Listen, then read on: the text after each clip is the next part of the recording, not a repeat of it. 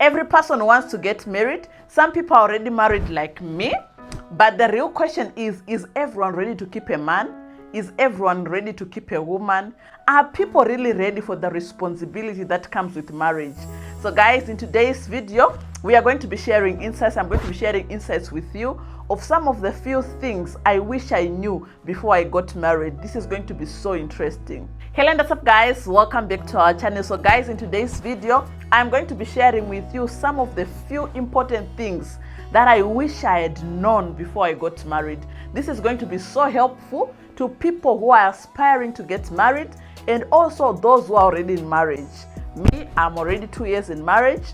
I thank God so much for my husband, but truly there are things that I wish someone had told me before I got married.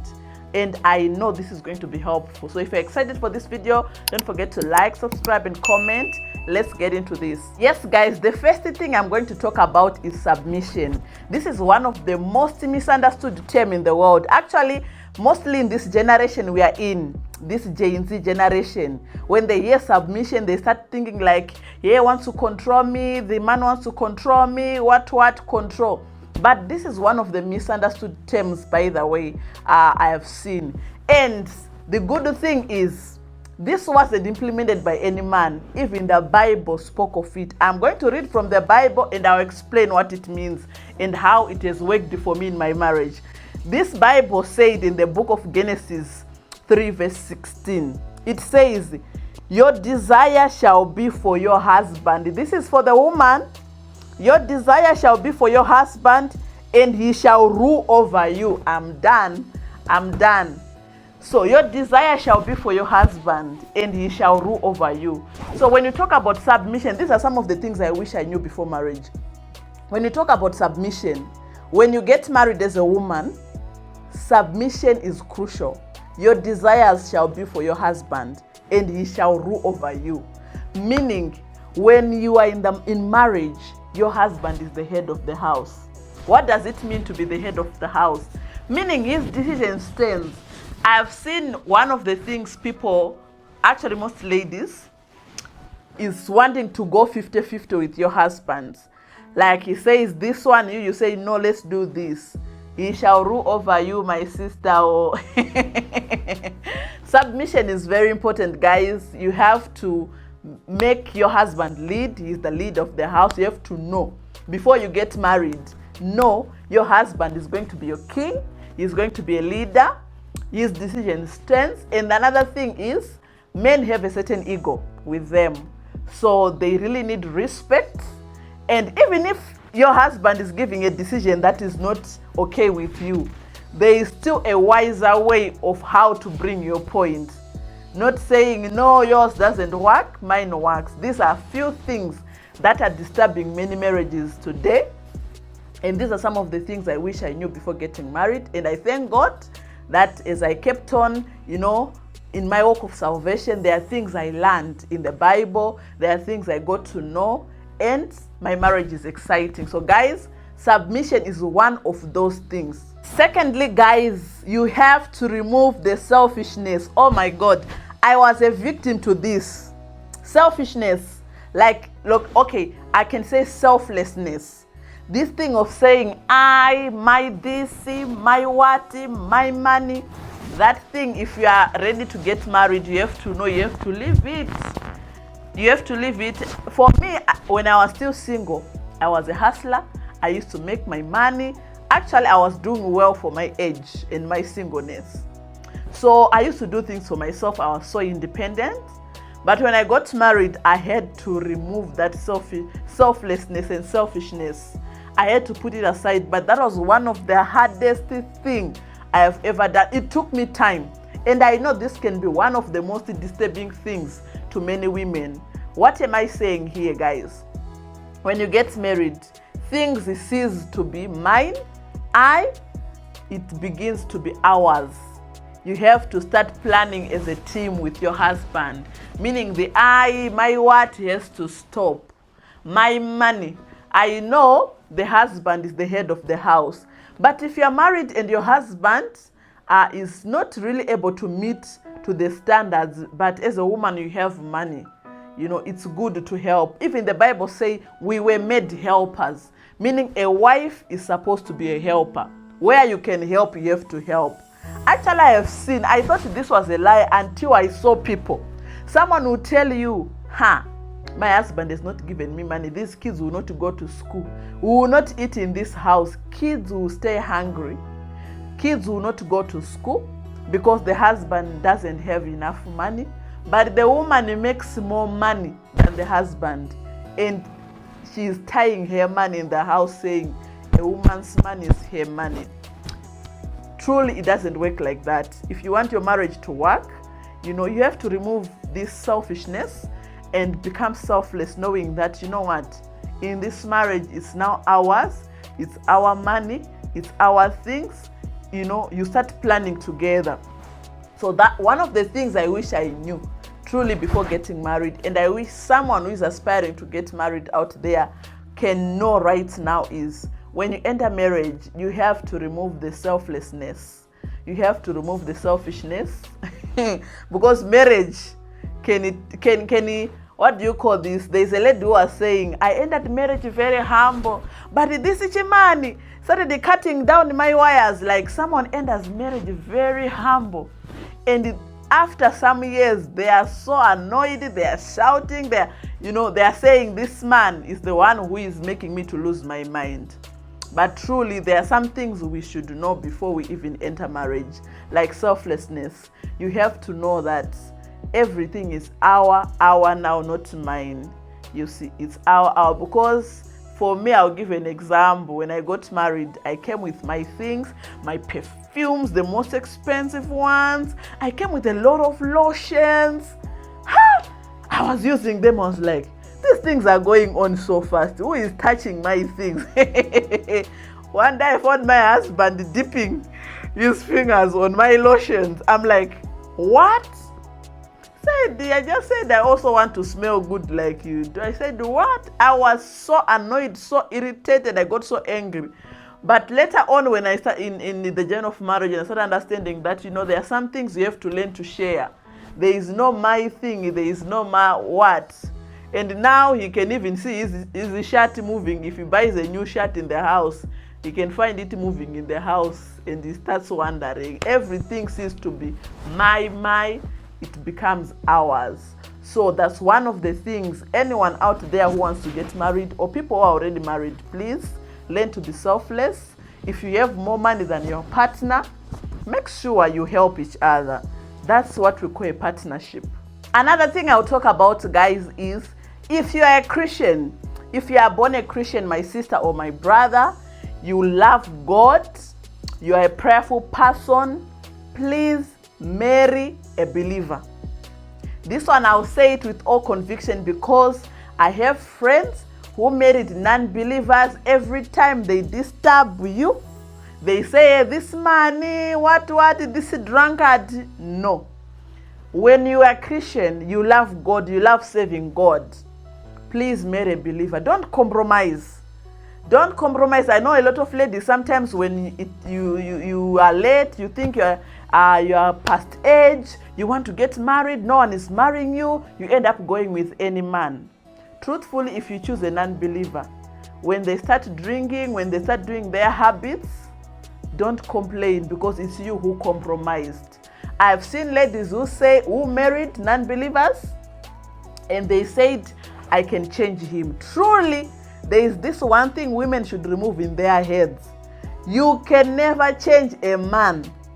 Put it in your skull, in your oblongata, that you can never change a man, or you can never change a person.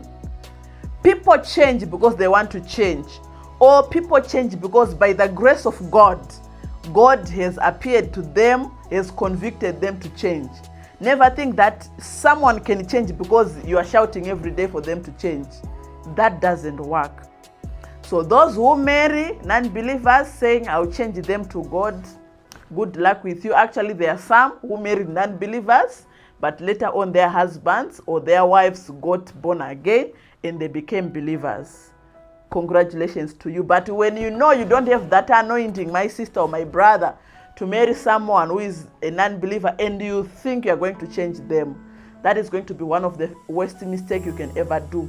Because when you're in a household where you're a prayerful person and the other party is doing the other side, nothing is going to ever work in your marriage. So this is one of the things people who are aspiring to get married can do. If you're already married and you're already married to an unbeliever, just pray to God. If you're a lady or a man, you have a partner who doesn't go to church, or who is not prayerful, who is not born again, who is not a Christian, the only thing you can do is to pray for them. Pray for their salvation. Pray to God that, God, if I am not the right person to change my husband to become born again, send the right laborer. Send someone who is going to talk to that man for him to get born again. Just know in your skull, in your head, you can never change them. You can never change someone. It is only their decision to change, or it can only be God, by God's grace, for them to change. So you pray about them. But this is one of the most important things to consider, that please, if you love God, marry someone who also loves God. Don't enter yourself in unnecessary drama, unnecessary, headaches. Instead, because when you marry, with your partner, you have to become prayer partners. But some women, because of their decisions, your husband or your wife becomes a prayer point. Every day you're praying, God, this money, I'm tired. But it is your decision that you made. Women, I know it's most women, don't compromise.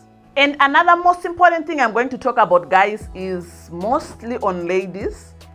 When you get married, I have seen most people say, whew, I have reached, I am now a married woman, and they rest on praying. Guys, this is one of the advices I will give to you. When you get married, this is actually the time where you have to even pray more than ever before.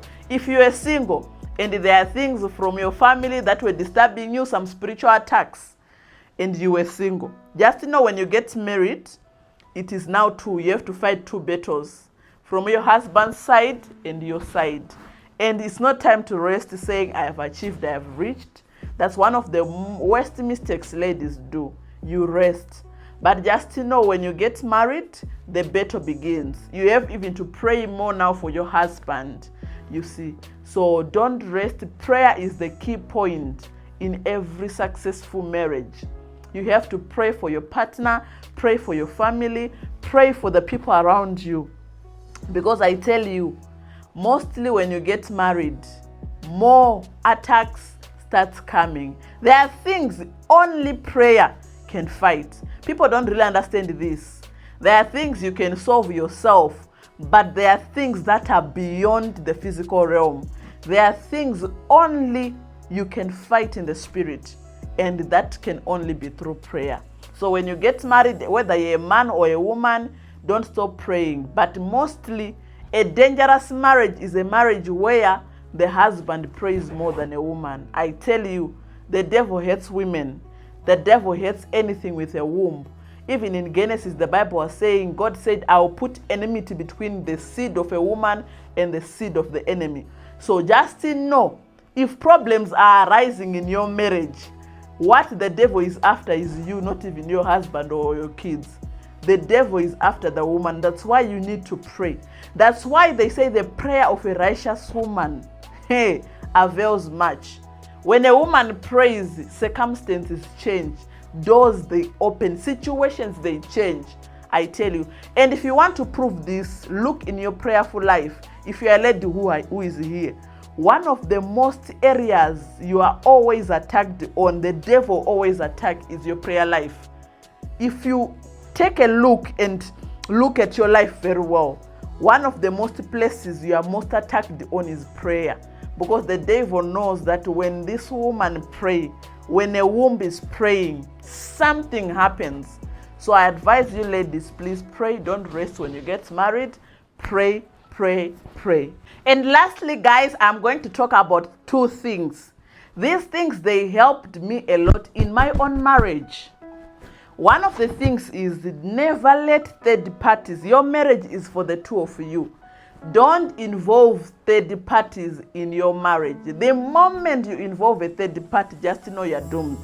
What do I mean by a third party? Actually, in marriage, you are bound to disagree. Remember, you're staying with someone you never grew up with. You're staying with a new person. They were raised differently. You were raised differently. There's going to be a lot of misunderstanding, of course. But when misunderstandings arise in your marriage, the first thing I would advise you to do, most couples don't do this. Most couples don't sit down to literally talk, to face each other and say, you know what, my husband, what you did here wasn't right. Or the husband sits down and you tell your wife genuinely that this is not right. You try to come to a mutual understanding and forgive each other.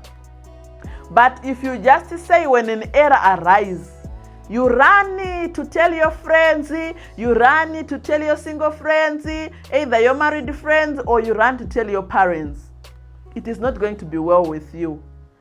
Yes, I know there are situations where you can't solve a matter in your marriage. At least trust someone, either an elder at church, either a marriage counselor. Just have a matured person you are going to share with, who you know their judgment is not going to be bled. They are going to judge you right. But if you are that kind of person, any single problem in your marriage, you run to friends. You are one step away from disaster. I learned this, I was told this before getting married. I thank God that me and my husband, any situation that is not going on right, any argument, we sit down. By the way, the truth always pains, but the truth will set you free. The truth, when you sit down and discuss, my wife, I don't like this, next time improve. My husband, I don't like this. Then you will try to work things out. Your marriage will be so wonderful. Because one of the things that I learned is, for example, if you're married and you're a wife, then you argue with your husband, maybe you have some misunderstanding, you exchanged words and you were not happy. Then you rush to your mother and your father, you called them, Mama, this husband, he did this, he did this, he did this, what? Just know, whatever you have told your parents, they are going to hate this man. They are going to start seeing him different. They are going to say, this man is evil, married our daughter to harass her. Then you and your husband, after a week, you are going to reconcile. After reconciling with your husband, just know, you have made peace.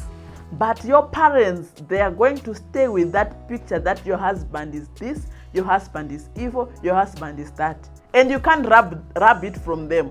When you try to rub it from them, they will think maybe you want to defend your husband who is mistreating you. So just be careful of what you share to your parents, to your relatives, to your sisters, about your husband or about your wife. Because you cannot rub some things. For you, you can make peace. But the other people can still hold to that grudge, thinking you are still mistreating their daughter or their son. So don't involve third parties in your marriage. Try to solve things, the two of you. If you fail, at least look for someone who doesn't take sides. A marriage counselor in churches, there are very marriage counselors who are there and ready to help. And lastly, guys, don't teach your husband, teach your children. Okay, let me clarify this. I'm going to give an example. You're a married woman, you have children, right? And then your children come back from school, they throw their uniforms here, they throw their shoes here. You run and say, hey, my daughter, you have to put things where they stay. Please. Then you pick the shoes, you pick the clothes, you put them yourself where they're supposed to be. Tomorrow they do that again. My baby, this is not where things stay. You pick them, you put them where you stay. Then your husband enters the house and you throw maybe their belt or their shirt or their suit on the sofa. Then you start saying, don't you know where things stay? You mean you can't go to the wardrobe and put things there yourself? Huh? Then why are you throwing your shoes here? This is actually one of the things I have seen that happens. That women, we are trying to train our husbands.